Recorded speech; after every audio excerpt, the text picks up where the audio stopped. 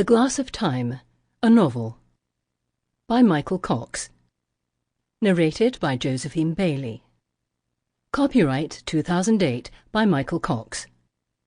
This unabridged audiobook is published by arrangement with W. Norton & Company, Inc., and was produced in the year 2008 by Tantor Media, Incorporated, which holds the copyright thereto. Act 1. A House of Secrets. "We twain are one too many," quoth I, "for men say 3 may keep a council, if 2 be away." John Haywood, Dialogue of Proverbs, 1546. Prologue. My Lady and Her Sons, observed by Miss Gorst, 8th of November, 1876. 1. The View from the Gallery. I wish you, first of all, to imagine that you are standing beside me, peeping over the rail of an arched and curtained gallery, set like the stage of some aerial theatre, high above a long and imposing room. From our vantage point, if we push our noses out just a very little way through the narrow gap in the curtains, we may see down to where the assembled company of fine ladies and gentlemen are sitting at a table. The thick velvet curtains smell of time and dust, but do not mind them. We shall not be here long. The room below us, decorated in crimson and gold, is richly furnished, and although grandly proportioned, deliciously warm, even on this chill November evening, from the heat thrown out from blazing piles of pine logs in the 2 great stone fireplaces. On every wall there are mirrors in gilded frames that give back endless reflections as you pass them. Above us, spanning the whole space, soars a panelled ceiling, curved like a barrel, on which, although you must take my word for it, being now lost to sight in shadow, are painted scenes depicting the marriage of Heracles and Hebe. I had this information from Mr. Pocock, the butler, and, as is my habit, wishing always to improve myself and extend my knowledge, wrote it down as soon as I could in one of the notebooks I keep constantly about me. The 14 persons at dinner tonight have come together to pay tribute to Lord Edward Duport, a government man who lost a finger on this day in November 1605, during the attack on Holbeach House, to where several of the Gunpowder Plot conspirators had fled. Just below us, on our left, is lumpish Miss Fanny Bristow, stupid but harmless. Next to her sits Mr. Maurice Fitzmaurice, the proud new owner of the Red House at Ashby St. John, who thinks he is such a fine fellow, though all the world knows better. By the look on his face, he appears to have taken it very ill that he has been obliged to sit out his dinner in Miss Bristow's simpering company. It serves him right, I say, for thinking so well of himself. Directly opposite is Sir Lionel Voysey of Thorpe Laxton Hall, with his absurd wife, ugly and coarse. On her right you may see the smirking face of Dr. Portage, who always touches me slyly on the hand with a damp finger when I see him to the door, as if this betokened some secret understanding between us, which it most assuredly does not. The rector, Mr. Thrip, and his captious wife are sitting next to the doctor, in strained silence as usual. I believe Mrs. Thrip harbours some deep and perpetual resentment against her husband, though what it is I cannot say. The remaining guests we can pass over, being of no consequence to my story. We now come to the 3 members of this evening's party in which I, and you, have a particular interest, the permanent residents of this great house. First, of course, my lady, the former Miss Emily Carteret, now the 26th Baroness Tansor. Look at her. She sits at the head of the board, as a queen ought, in black and shimmering silver silk. Who can deny that she is beautiful still, or that her 52 years have been uncommonly kind to her? In the candlelight below us, fluttering shadows play delightfully across her pale skin. She never allows the gas to be lit. Candlelight is so much more flattering. She captivates and charms the men gathered in her crimson and gold dining-room. See how they ogle her when they think no one else is looking. Mr. Fitzmaurice, Dr. Portage, even red-faced Sir Lionel Voysey, always comically maladroit in her presence, they all fall under her spell like silly boys, and see her only as she wishes to be seen. Naturally, her famously tragical past, a father murdered and the great love of her life slain a month before their marriage, only increases her allure. Men, I think, are such fools, at least men such as these. If she has suffered, well, there is suffering enough in the world, and we shall each have our share before we are released. Yet she has been richly compensated for her suffering, which is by no means the least of her attractions, especially to her bachelor admirers. Beautiful, romantically scarred by tragedy, the possessor of an immense fortune and an ancient title, and now a widow. Charlie Skinner, one of the junior footmen, who is sweet on me, told me that Mr. Fitzmaurice could hardly credit his good fortune on meeting his fair neighbour for the first time, and that he returned to the Red House in a perfect jitter of excitement. It was soon reported at his club that he had been heard hinting, to anyone who would listen, that his bachelor days were numbered. Alas for poor deluded Mr. Maurice Fitzmaurice! He is scarcely alone in his ambitions. She is far too great a prize, perhaps still one of the greatest prizes in England.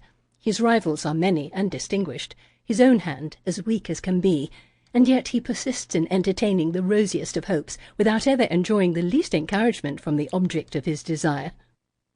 The truth is that she will never marry again, and certainly not a prize fool like Mr. Maurice Fitzmaurice. Marriage would bring her no material advantage, nor will she succumb to love again, for her heart is shut fast against all further assault from that quarter. No man can ever displace the memory of her first and last love, whose terrible death has been the great affliction of her life, greater even than the murder of her father. Her late husband, Colonel Zaluski, could not do it.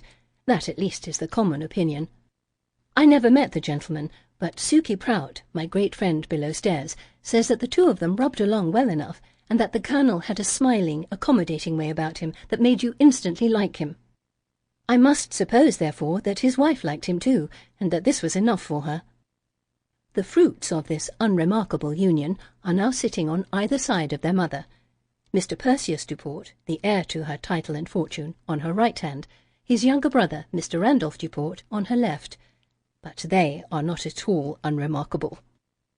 Mr. Perseus, who has just raised a toast to gallant Lord Edward Duport, will shortly attain his majority, and is very like his mother in appearance, tall, deliberate in movement, watchful in attitude, and with the same fathomless eyes. His hair, as dark as those eyes, is worn long so that it falls about his shoulders in a consciously romantic way, as befits the poet he aspires to be. He is very proud of his hair, a trait that he also gets from his mother. A most handsome young gentleman, undoubtedly, made more so by a carefully tended black beard, which gives him a dangerously heroic look, exactly like the portrait of the Turkish corsair that hangs at the foot of the vestibule stairs, and for which, on first seeing it, I thought he must have sat, had it not been painted over 20 years since. His younger brother, Mr. Randolph Duport, is nearly 20, and is no less striking than his brother, although very differently composed. He is shorter and stockier, stronger in limb, with warm brown eyes. Suki says they are the spit of his late father's, a rosy outdoors colouring and unruly brown hair. There is not the least resemblance to his mother. Nor is there any discernible trace of her temperament in him, which makes people like him far more than Mr. Perseus. Unlike his brother, he has none of Lady Tansor's haughtiness and pride. He is, by contrast, a singularly unaffected and spontaneous soul, appearing to take things as they come, and, so goes the general opinion, hardly ever thinking of consequences, for which I am told he has often felt the sting of his mother's displeasure. Yet, possessing the uncommon ability to acknowledge his faults, which Mr. Perseus appears to lack, he is said never to complain, but promises to apply himself more soberly in the future to the art of properly considering matters. Perhaps it is being the younger son that makes him so philosophical. Mr. Perseus, on whom all his mother's expectations rest, is ever mindful of his future responsibilities when he becomes the head of this great family.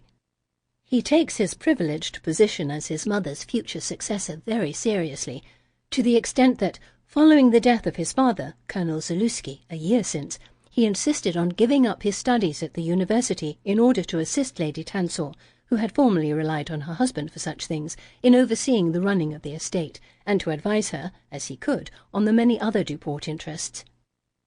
Mr. Randolph does not appear to resent the accident of his brother's seniority, or the material benefits that this will bring when at last Mr. Perseus comes into his inheritance. He claims that he would be rather alarmed than otherwise if, by some misfortune befalling his elder brother, he were to succeed in his place. These three persons have become the principal and constant objects of my attention in this house, to which I have been sent for reasons that, at the time of which I am writing, have not been fully revealed to me. Thus I continue to wait and watch, as I have been instructed to do. I am usually required to be in constant readiness to attend my lady, day or night, but on this particular evening I had been excused from all duties. After I had dressed my lady for dinner, the hours that lay ahead had been mine to do with as I wished, a precious respite, during which the bell in my room would, I hoped, remain silent, even through the cold night watches. My lady does not sleep well, and I am regularly called down to her when she wakes from her often troubled slumbers to read to her, or to brush her long dark hair, a service to which she is especially partial, until she is ready to return to her bed. If sleep does not then take her, she soon reaches for the bell-rope to summon me down again. Sometimes the bell rings only once in my room, 2 floors above hers. At others I might stumble, half asleep, out of my warm bed and descend the stairs to her panelled bedchamber 5 or 6 times, returning to my own room vexed and fatigued. But on this particular occasion my lady had assured me that I would not be called until the morning.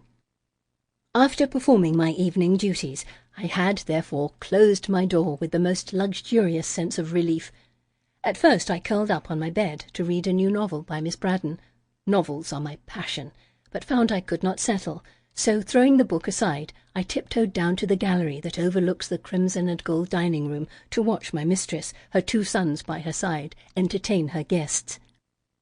Later, alone in my little room under the eaves, I began writing down in my book of secrets what I had seen and thought that day.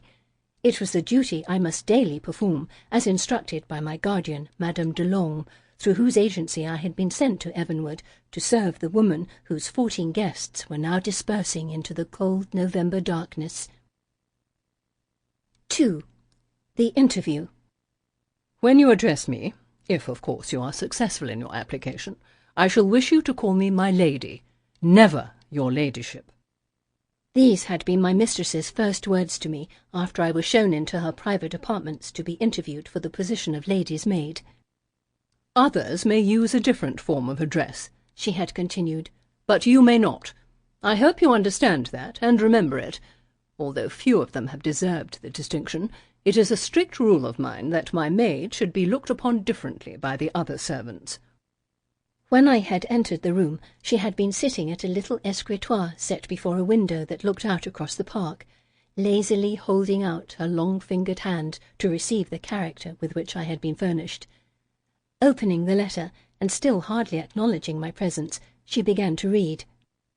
On a sudden, she looked up over her spectacles with a hard, sour expression, and spoke the words I have quoted above, as if I had already wilfully transgressed her instruction, although indeed I had been standing mutely, hands folded demurely in front of me, my face a picture of innocent compliance.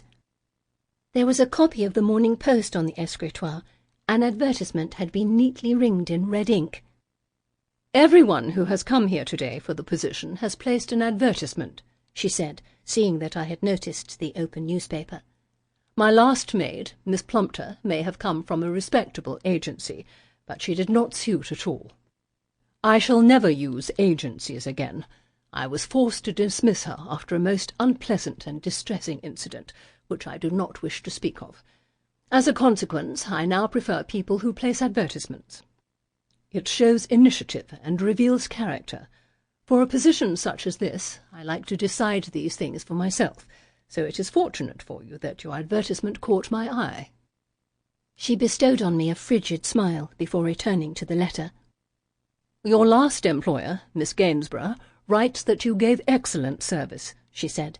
"And how did you like Miss Gainsborough?" "Very well, my lady." It was all a well-prepared fiction. Miss Helen Gainsborough never existed, being a creation of Madame de Long's. Everything had been most carefully arranged beforehand, and Madame had assured me that if Lady Tansor chose to write to this chimeric lady in order to confirm the opinion of me contained in the letter she was now reading, then a reply would be forthcoming that would amply satisfy her ladyship on every particular. Even if she called on Miss Gainsborough in person, or sent some agent, the eventuality had been anticipated, and the necessary means to meet it put in place. Lady Tansor slowly removed her spectacles, laid them down, and fixed her unmediated gaze upon me. I had the confidence of youth in my ability to play the part assigned to me by Madame, but Lady Tansor's scrutiny was none the less unnerving. She seemed to be sifting through all my secret thoughts in search of the truth concerning my true identity, and it required considerable effort on my part to maintain my composure. "It is such a dark afternoon," she said, her eyes still fixed on me. "Stand closer, child. Here, nearer the window, where I can see you better." I did as she asked, for some moments remaining motionless and uncomfortable under her examination. "You have a most striking look about you," she said at last. "Most striking. I imagine people do not easily forget you." I thanked her and said that she was very kind. "Kind?" she replied, giving me another sharp look. "No, no, not kind. You will have to earn my kindness." Then, more absently, "I do not flatter. It is the simple truth. Yours is a face that would always be remembered." She looked down again at the letter.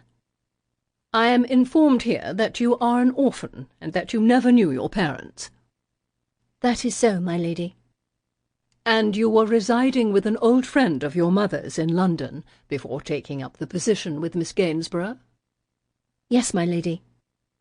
"And before that, I read that you lived in Paris under the care of a guardian, a widowed lady." "That is correct, my lady." She once more resumed her reading of the letter. "Do you consider yourself to be a competent needlewoman?" was her next question, to which I answered that I had generally been considered so. "I do not often leave Evenwood these days," she went on, "but when it becomes necessary for me to go up to town, I shall require a most careful packer." "I am sure I shall not disappoint my lady," I said. "Miss Gainsborough was a great traveller. I believe she is even now in Russia, although I never travelled nearly so far with her." "Russia? How fascinating!" She thought for a moment, then asked whether I had any followers. "No, my lady," I answered, truthfully. "No attachment of any kind?" "None, my lady." "And no living family either, I believe?" "That is correct, my lady. The person nearest to a parent is my guardian, Madame Berthaud, my mother's oldest friend, Mrs. Pointer, with whom I lived in London before being employed by Miss Gainsborough. I regarded as a kind of aunt, but she has recently passed away." After a moment or two's further perusal of the letter, Lady Tansor looked up and once again fixed her great dark eyes on me. "You are somewhat young, and this is merely your second position," she said. My heart began to sink, for it was imperative that I secure the situation. "I have seen 2 or 3 very experienced and competent people today," she continued, "who come with excellent references, and who would be well able to fill the position satisfactorily." She thought for a moment, and looked intently at the letter again, as if searching for some hidden meaning in it. Then, to my relief, her look began to soften. "But Miss Gainsborough gives you a very good character, although I do not have the honour of an acquaintance with the lady. In the normal course of matters, I would accept such a recommendation only from someone I knew personally, but I might make an exception in your case. I suppose," she added meditatively, almost as if she were speaking aloud to herself, "that I could write to Miss Gainsborough, or perhaps—" She paused, leaving the sentence unfinished, then suddenly shot one of her most severe looks at me. "Having been brought up in France, I must suppose you to be proficient in the language?" "Yes, my lady. I believe you might consider me to be fluent." "And do you follow events?" I replied that I did my best to inform myself concerning the world. "Then tell me what you think about the Turkish war, in French." Now, I knew little enough of the matter, no more than the bare, vaguely comprehended fact that hostilities had broken out. As to the causes or the possible consequences, I was at a complete loss. I made a reply nonetheless, in French, to the effect that I considered it to be a dangerous situation, and that war, in general, was always a thing to be deplored, and avoided if possible. She gave me a humourless smile, but said nothing. Then she asked, "What do you read?" Here I was on solid ground, for I had ever been a great devourer of books, and Madame had fed my appetite constantly as a child. My tutor, Mr. Thornhall, who lived at the top of Madame's house, and of whom I shall speak more fully in due course, had also guided my reading. I had a little Latin too, and some Greek, although I found that I quickly forgot much of what I had so painfully acquired of both languages, and thus had scant aptitude for the serious study of either of the great classical literatures. My passion was for modern works of the imagination, in French and English. Poetry, and above all novels, absorbed me. "I am very fond of Stendhal," I said in answer to Lady Tansor's question, with the spontaneous eagerness that I always exhibit when speaking of my favourite books, "and of Voltaire." "Voltaire!" Lady Tansor broke in, with an amused laugh. "How advanced! What else?" "And then I adore Monsieur Balzac, and George Sand, oh, and Mr. Dickens, and Mr. Collins, and Miss Braddon." Again she interrupted me, raising her hand to prevent me from continuing. "Your tastes seem a little irregular and ill-disciplined, child," she said, "but perhaps that is excusable in one so young, and taste can easily be corrected." Then she asked, "And what of poetry? Do you read poetry?" "Oh, yes, my lady. In French I am very fond of Lamartine, de Vigny, and Le Comte de Lille. Byron, Keats, Shelley, and Mr. Tennyson are my favourites in English." "And do you know the work of Mr. Phoebus Daunt?" The question was posed with detectable emphasis, as if she had a peculiar reason for asking, which of course I knew that she had. Mr. Daunt had been the man she was to have married before he had been cruelly murdered by an old school friend who had harboured a long-standing resentment against him. It was a question that I had anticipated being asked, for Madame had made a point of telling me the story of Lady Tansor's dead fiancé, and of how she had continued to worship his memory with undimmed reverence and passion. Madame had also given me several volumes of Mr. Daunt's poems, which I had dutifully read, with little pleasure. "Yes, my lady," I answered, looking straight into her unblinking eyes. "And what is your opinion of his work?" I had my answer pat. "I consider him to have been a poet of singular and remarkable originality, a worthy successor in every way to the epic poets of former times." I spoke the words with all the warm conviction that I could muster, and waited anxiously to see whether she had detected any trace of dissimulation in my voice or manner, but she said nothing, only sighed, laying aside the letter of recommendation with a languid gesture of her hand. "I do not care to see anyone else about the position," she said, after a short period of reflection. "You have an honest face, as well as a striking one, and I judge you to be a quick learner. My last maid was incurably stupid, as well as being... well, it does not matter now what she was.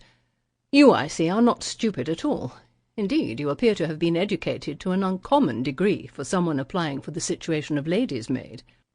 No doubt you have your reasons for doing so, but they do not concern me at present. I have therefore decided. The position is yours. Does that surprise you?" I said that it was not my place to question her decision, for good or ill, at which she cast me another sharp look, and I once again lowered my eyes submissively, although exulting that my design had been achieved, just as Madame had foreseen. She had promised me that coming to Evenwood would be the making of me, and that I should not entertain the slightest doubt of my power to charm Lady Tansor on sight, as the first and necessary step. So it had proved. There was a moment's silence as I stood, head bowed, waiting for my new mistress to speak. "Very well," she said at last. "That is settled. Remuneration is set out in my secretary's recent letter, and everything provided, until we see how you go on. Naturally, I expect my servants to observe certain standards of behaviour, and I shall not hesitate to punish insubordination or misconduct. But you will find me a liberal mistress, on the whole, with my own way of regulating the household. Some, I know, would regard me as being shockingly lax by allowing my servants, those at least who have proved themselves deserving of my trust, too much freedom of action. But I do not mind that. It is how I like to do things. If properly managed, it makes for contentment, above and below stairs. And now, what shall I call you, I wonder? I see that your Christian name is not given in Miss Gainsborough's letter." "It is Esperanza, my lady." "Esperanza? How charming, although I am not sure that will do either. It is rather continental. Have you another?" "Alice, my lady." "Alice!" She placed a hand, fingers splayed theatrically against her breast, as if this item of intelligence had momentarily deprived her of breath. Sample complete. Ready to continue?